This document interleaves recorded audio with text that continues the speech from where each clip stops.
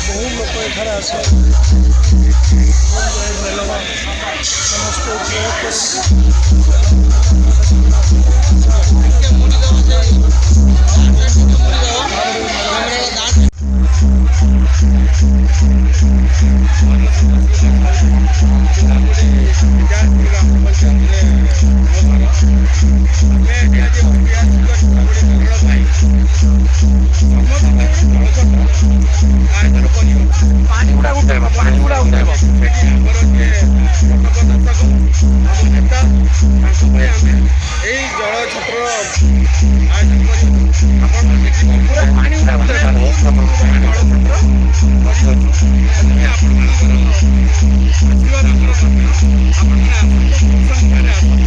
ଆମ ସହିତ ସହଯୋଗ କରନ୍ତୁ, ଖୁସିରେ ଭଲ ହେଇକି ଯାଆନ୍ତୁ।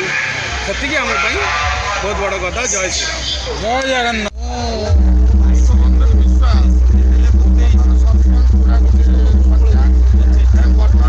ସରପଞ୍ଚ କସ୍ତୁରୀ ବିଶ୍ୱାଳ ଅଛନ୍ତି, ତାଙ୍କର ସ୍ୱାମୀ ମୁଁ ଏବଂ ମୁଁ ମେଳନ କମିଟିରେ ଆମର ପୂର୍ବବର୍ଷ ଆଜି 51 ବର୍ଷ ମେଳନ ହେଇଗଲା।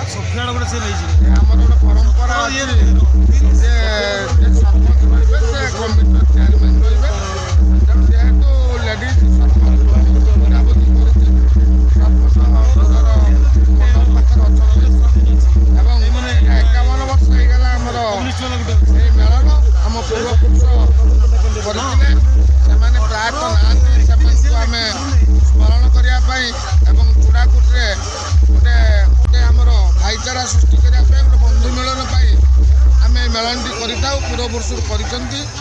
ଆଜି ପର୍ଯ୍ୟନ୍ତ କୌଣସି ବିଶୃଙ୍ଖଳା ହେଇନି, ବହୁତ ଶୃଙ୍ଖଳାରେ ମେଳନଟି ହୁଏ ଏବଂ ପ୍ରଶାସନ ଆମକୁ ସମ୍ପୂର୍ଣ୍ଣ ସହଯୋଗ କରନ୍ତି। ଆଜି ମଧ୍ୟ ସହଯୋଗ କରୁଛନ୍ତି। ପ୍ରଶାସନ ତତ୍ତ୍ୱାବଧାନରେ ଏହି ମେଳନ କମିଟି ଅଭିଯୁକ୍ତ ଚୂଡ଼ାକୁଟି ଦଇପୁର କମିଟି ତତ୍ତ୍ୱାବଧାନରେ ମେଳନଟି ସୁଚାରୁ ରୂପେ ପାଳନ ହେଉଛି। ମୁଁ ଆଶା କରୁଛି ନିଶ୍ଚିତ ଭାବରେ ଏବର୍ଷ ଠାକୁରଙ୍କ କୃପାରୁ ନିଶ୍ଚିତ ମେଳନଟି ଭଲରେ ଶାନ୍ତି ଶୃଙ୍ଖଳାରେ ହେବ ଏବଂ ଏହା ଆମେ ଆଶା କରୁଛୁ। ଏହି ମେଳନକୁ ପ୍ରାୟ 9ଟି ମେଢ଼ ଆସନ୍ତି, ବହୁ ଜାକଜମକରେ ଆସନ୍ତି, ଶୃଙ୍ଖଳାରେ ଆସନ୍ତି ଏବଂ ଏହା ଆମର ଇତିହାସ ଏବଂ ଭଦ୍ରକ ଜିଲ୍ଲା କାହିଁକି এটা সারা ওড়িশার সমস্তে জানিছেন চূড়াকুটি মেলন এক প্রসিদ্ধ মেলন, এক ঐতিহাসিক মেলন।